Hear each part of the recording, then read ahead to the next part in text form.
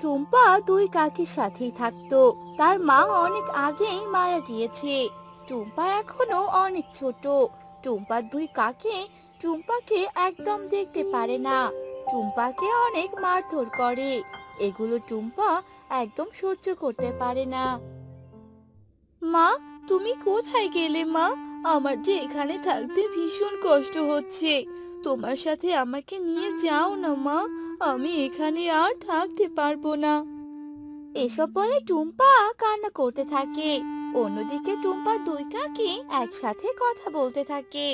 আমি আর ওই মেয়ের দেখাশোনা করতে পারবো না। আমরা কি ওর চাকর নাকি? হ্যাঁ, খাবার দাও, স্কুলে পাঠিয়ে দাও, এসব আর করতে ভালো লাগছে না। তুমি একদম ঠিক বলেছো। নিজে তো মরে গেছে, আর এই বাচ্চাটিকে আমাদের ঘাড়ে রেখে গেছে। গিয়ে দেখো, এখন আবার মেয়েটির স্কুলে যাওয়ার সময় হয়ে গেছে। হ্যাঁ, আমাকেই তো সবকিছু করতে হয়, আর ভালো লাগে না। চিন্তা করো না, কয়েকদিনের মধ্যেই এই মেয়ের ব্যবস্থা করে ফেলবো। তারপর মাধবী টুম্পার ঘরের দিকে যেতে লাগলো আর টুম্পাকে ডাকতে লাগলো। টুম্পা, কি রে টুম্পা, কোথায় গেলি? এই তো, আমি এখানে। কি রে, তোকে কতক্ষণ থেকে ডাকছি, কথা কি কানে যায় না? হ্যাঁ, এই তো কাকিমা, আমি তো বললাম যে আমি এখানে। ও, এতক্ষণ ডাকার পর এখন বললে হবে নাকি রে? তোকে ডাকতে ডাকতে আমার গলা ব্যথা হয়ে গেছে। চল খাবি, তারপর স্কুলে যাবি। এই বলে মাধবী টুম্পাকে হাত টেনে খাবার টেবিলে নিয়ে আসে আর তাকে শুধু শুকনো রুটি খেতে দেয়। এই নে, খা, খেয়ে তাড়াতাড়ি স্কুলে যা, বুঝলি? কিন্তু কাকিমা, আমি এই শুকনো রুটি খাবো কি করে? এগুলো তো আমার গলা দিয়ে যাবে না। গলা দিয়ে না নামলে আমি কি করব রে? খেতে মন চাইলে খা, আর না হয় চলে যা। আচ্ছা কাকিমা। তারপর টুম্পা সেই শুকনো রুটিগুলো অনেক কষ্টে খেলো। তারপর স্কুলে চলে গেল।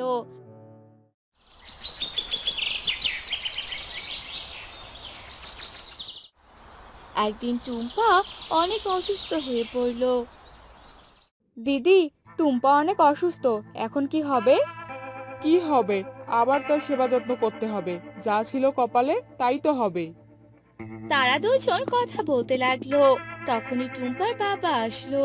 টুম্পার বাবা বাহিরে কাজ করত, তাই বাসায় থাকতো না। 1 মাস 2 মাস পর পর টুম্পাকে দেখার জন্য আসতো। আরে, আপনি কখন এলেন? এই তো মাত্রই আসলাম। আমার মেয়ে কোথায়? টুম্পা, টুম্পা।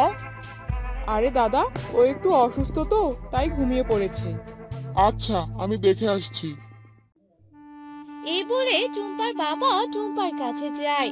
তখনই টুম্পার ঘুম ভেঙে যায় আর টুম্পা উঠে দেখে তার বাবা সামনে বসে আছে।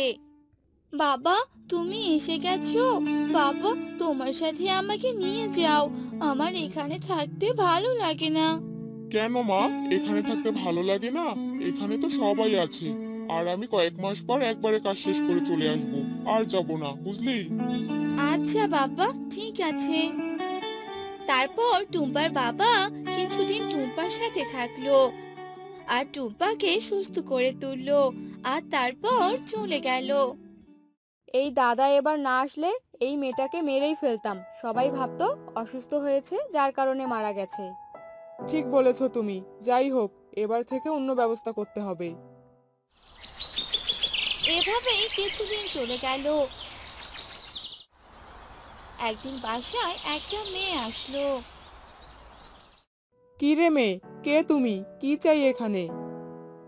আরে দিদি, আমি তো টুম্পার টিউশনি করানোর জন্য এসেছি। কিন্তু আমি তো কাউকে আসতে বলিনি। আরে দিদি, আমাকে টুম্পার বাবা পাঠিয়েছেন। তখন সেখানে টুম্পা চলে আসে আর টিউশনি ম্যাডামকে দেখে টুম্পা অনেক খুশি হয়। সত্যি তুমি আমাকে পড়ানোর জন্য এসেছো? আমার অনেক ভালো লাগছে। চলো আমার সাথে। তারপর টুম্পা মেয়েটিকে নিয়ে তার ঘরে চলে যায়। তারপর মেয়েটি টুম্পাকে পড়ায় আর সেখান থেকে চলে যায়।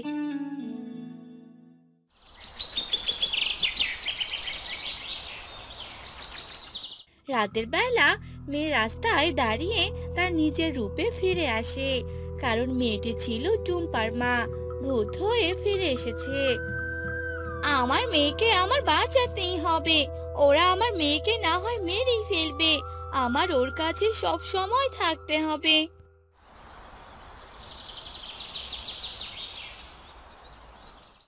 এই বলে পরদিন আবার মেয়েটি টুম্পার কাছে এলো। আমি যে তোমাকে পড়াগুলো দিয়েছি সেগুলো কি পড়েছো?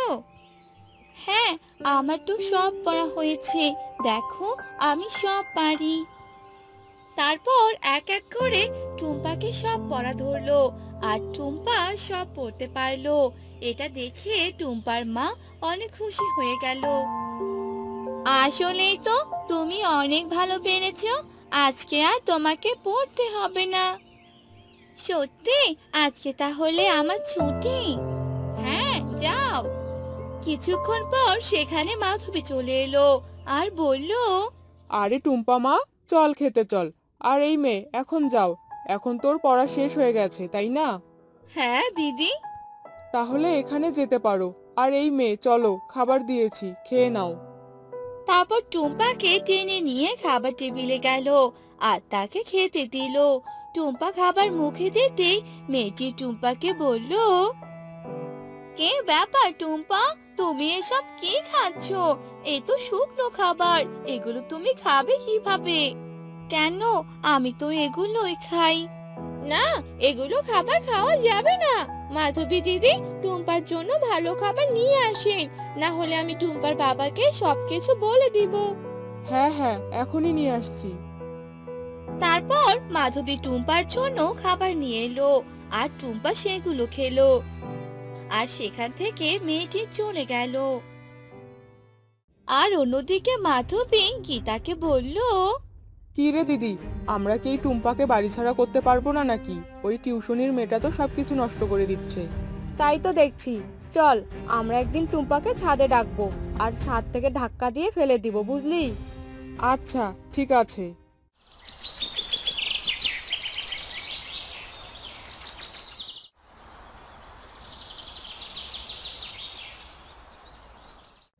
কয়েকদিন পর টুম্পাকে পড়ানোর জন্য মেয়েটি আসলো, আর টুম্পাকে পড়ানোর কিছুক্ষণ পরেই টুম্পাকে ডাকতে লাগলো মাধবী। টুম্পা, টুম্পা, ছাদে আয় তো একটু। এটা শুনে টুম্পার মায়ের অনেক চিন্তা হয় যে এখন কেন টুম্পাকে ছাদে ডাকছে। আর অন্যদিকে টুম্পা ছাদে গেল, আর ছাদে যেতেই মাধবী টুম্পাকে ছাদ থেকে ধাক্কা দিয়ে ফেলে দিল।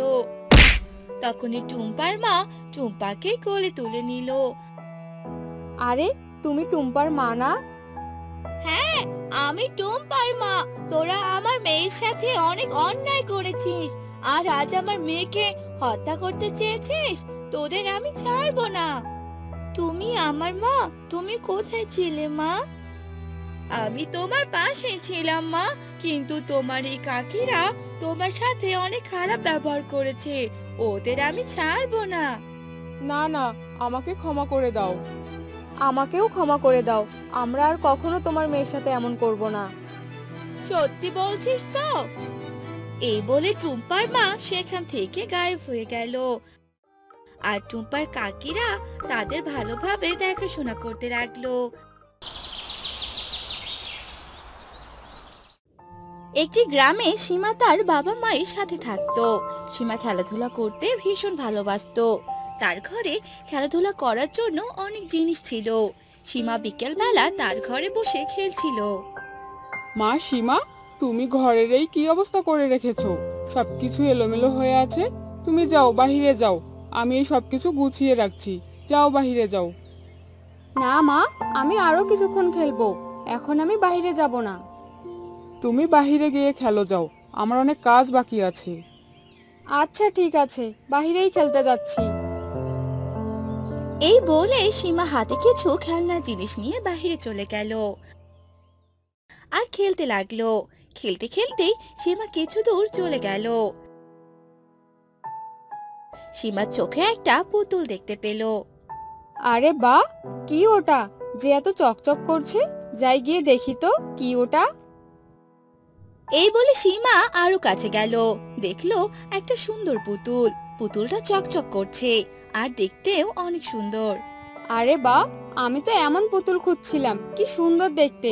আমি বরং এটাকে বাসায় নিয়ে যাই, মা এটা দেখলে অনেক খুশি হবে। এই বলে সীমা পুতুলটাকে হাতে তুলে নিল আর বাসার দিকে যেতে লাগলো। বাসায় গিয়ে সীমা তার মাকে ডাকতে লাগলো। মা, মা, দেখে যাও আমি কি নিয়ে এসেছি, দেখে যাও মা।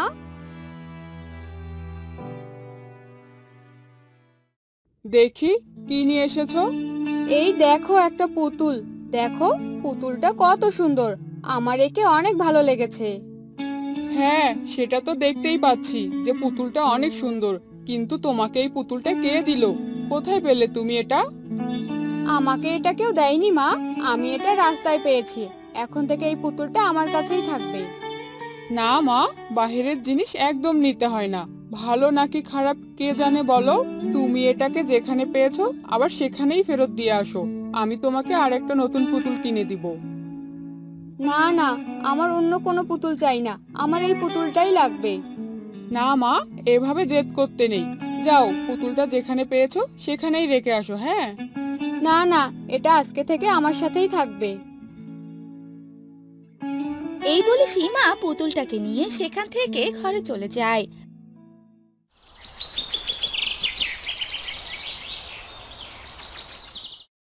রাতে সীমার দাদু সীমার ঘরে আসে।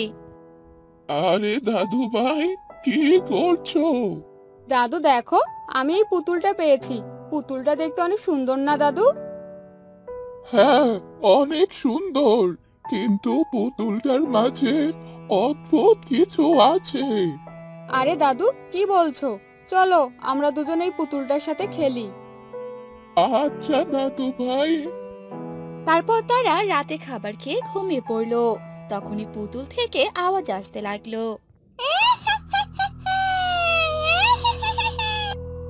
কে কে কে এভাবে হাসছে? মা, মা।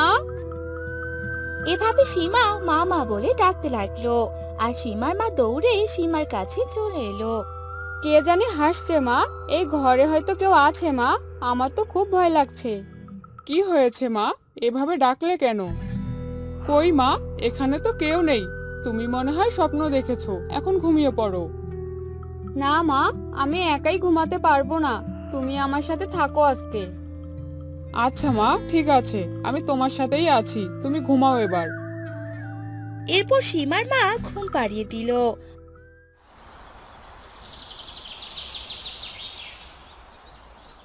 পরের দিন সকালে আবার সেই পুতুল নিয়ে খেলতে লাগলো।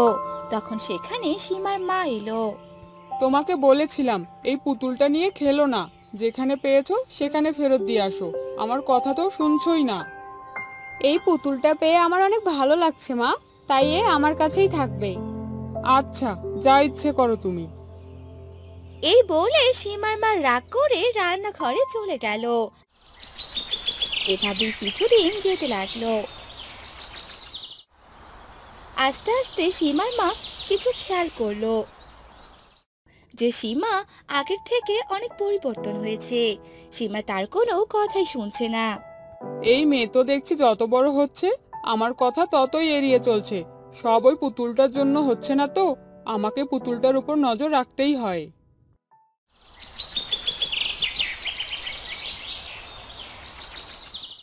একদিন রাতে সীমার মা সীমার সাথে ছিল। তখন সীমার মা হাসির আওয়াজ শুনতে পেল।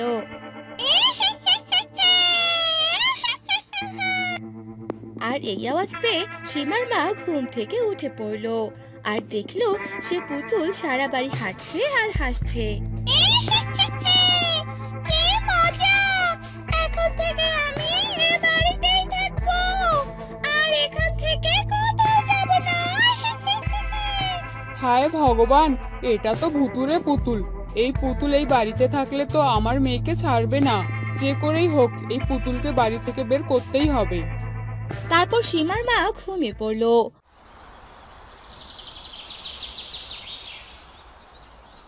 পরদিন সকালে সীমার মা যখনই পুতুলটাতে ধরতে যাবে তখনই পুতুলটা বলে উঠলো, এই তুমি আমাকে ধরবে না, না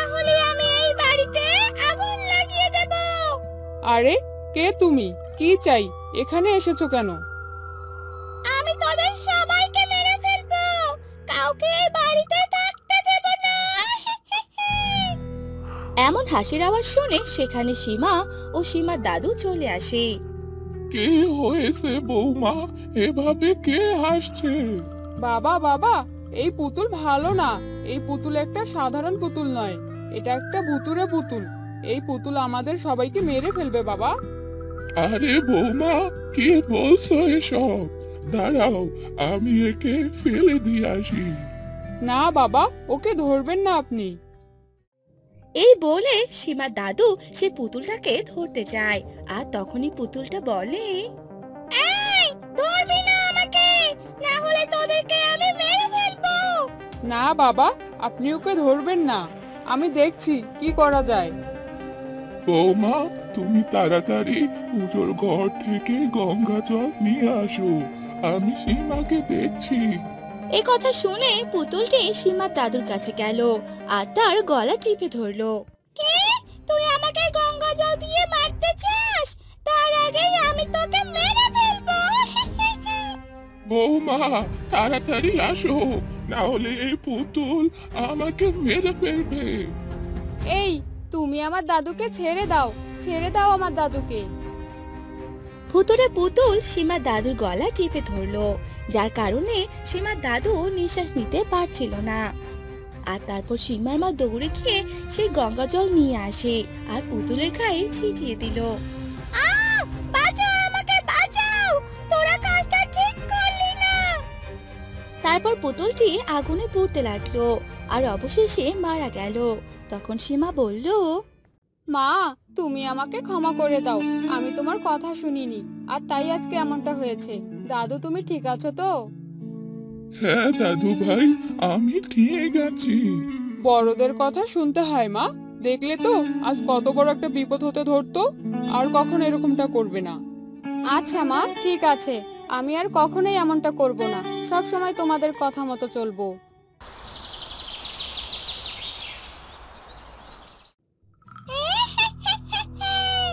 অনেক দিন হয়ে গেছে, শিকার খুঁজি না।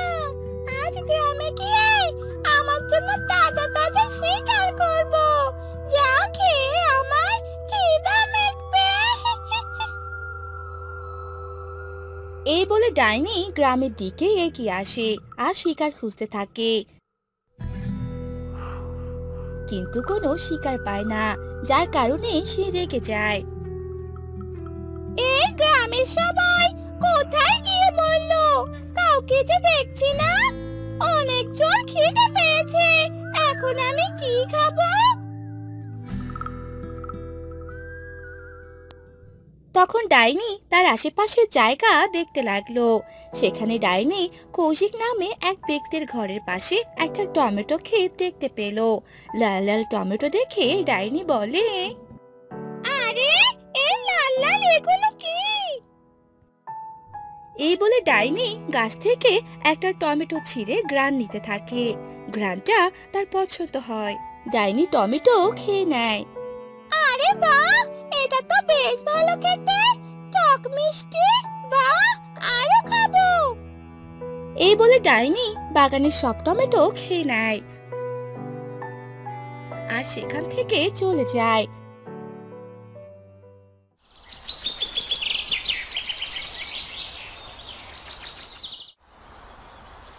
পরদিন সকালে কৌশিক যখন তার বাগানে পানি দিতে যায়, তো দেখে কোনো টমেটো নেই, পুরো বাগান ফাঁকা। তা দেখে কৌশিক চেঁচিয়ে পুরো গ্রামবাসীকে একসাথে করে ফেলে। আমার টমেটো বাগানের সব টমেটো এক রাতের মধ্যে কোথায় গেল? কে করেছে এই কাজ? সত্যি সত্যি বলো, না হয় ভালো হবে না। মুখ সামলিয়ে কথা বল কৌশিক, আমাদের কি ঠেকা পড়েছে? হ্যাঁ, আমাদের নিজেদের তোমার থেকে অনেক বড় জমি আছে। এত বড় টমেটো বাগান থাকতেও তোমার এখানে কেন কেউ আসবে? যত সব। আচ্ছা, তোমরা কিছু করনি তো, আমাকে সাহায্য তো করতে পারো, তাই না? কৌশিকের এমন আচরণের কারণে কেউ ওকে সাহায্য করে না। কৌশিক মন খারাপ করে বাড়ি চলে যায়। আর তার বউকে সব কথা খুলে বলে। জানি না এবার আমরা কি করব। এটাই একমাত্র আয়ের জায়গা ছিল, এখন সেটাও নেই। যাক, কাল থেকে কাজ খুঁজতে হবে। এখন ঘরে শুধু চাল আছে, সেটাই না হয় সেদ্ধ করে দাও।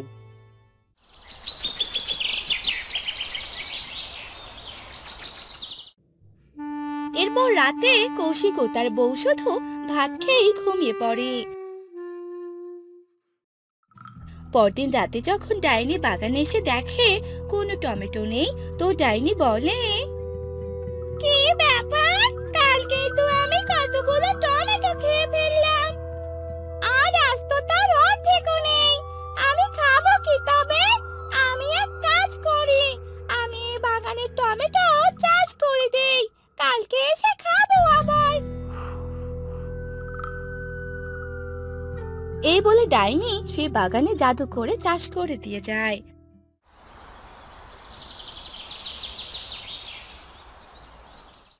পরদিন সকালে কৌশিক বাহিরে আসতেই তারপরে টমেটো বাগানে সে দেখে সেখানে বাগান ভর্তি টমেটো। তা দেখে কৌশিক তো খুশির সীমা থাকে না। ভগবান কখনো কাউকে না খাইয়ে মারে না। বউ, কই গো তুমি? দেখে যাও, ভগবান আমাদের দিকে মুখ তুলে তাকিয়েছে। চাই এগুলো বাজারে নিয়ে যাই। এই বলে কৌশিক সব টমেটো ছিঁড়ে ঝুড়িতে করে বাজারে নিয়ে যায় আর বিক্রি করে ঘরের জন্য খাবার নিয়ে আসে।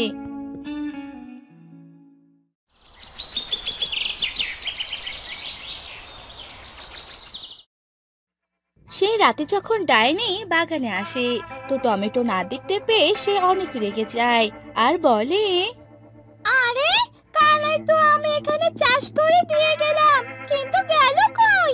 আজকে আবার চাষ করতে হবে। এই বলে ডাইনি আবার চাষ করে চলে যায়।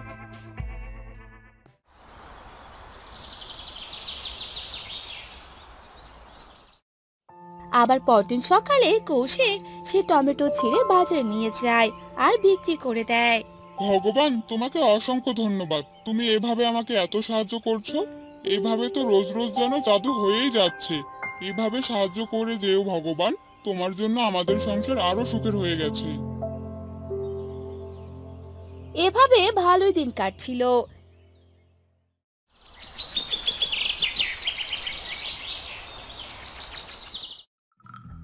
কিন্তু এক রাতে ডাইনি যখন বাগানে কাজ করছিল, তো এক গ্রামবাসী তা দেখে ফেলে।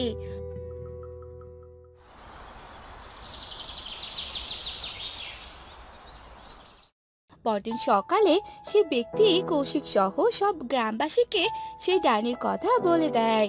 তা শুনে কৌশিক মনে মনে ভাবে, তার মানে যেইটা আমি ভগবান করতে ভাবতাম, তা করতো আসলে এই ডাইনি। সে রোজ রোজ আমাকে এভাবে সাহায্য করতো।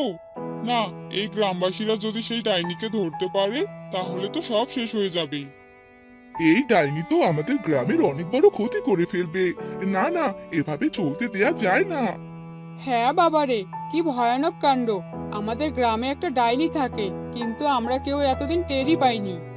আমরা আজ রাতে সবাই লুকিয়ে থাকবো, পরে যখন ডাইনি আসবে তখন আমরা ধরে নিব।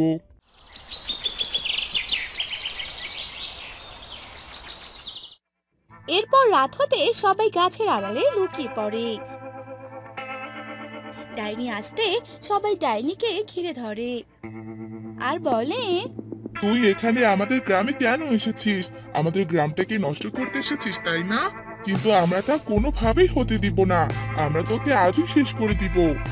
আহ আহ আহ আরে আমি তো কারো কোনো ক্ষতি করিনি, আমি গ্রামের কাউকে কোনো আঘাত করিনি, আমাকে আমাকে কেন ধরেছো? কেউ ডাইনির কোনো কথা শুনেনি আর লাঠি নিয়ে ডাইনিকে মারতে যাচ্ছিল। অমনি কৌশিক ডাইনির সামনে গিয়ে দাঁড়ায় আর বলে, তোমরা কেন ডাইনিকে আঘাত করতে চাচ্ছ? সে তো কারো কোনো ক্ষতি করেনি। কখনো গ্রামে কিছু শুনেছো তোমরা? ও বরং আমাকে সাহায্য করেছে, যখন তোমরা আমার পাশে ছিলে না। কৌশিকের কথা শুনে সব গ্রামবাসীরা শান্ত হয়ে যায় আর তাদের ভুল বুঝতে পারে।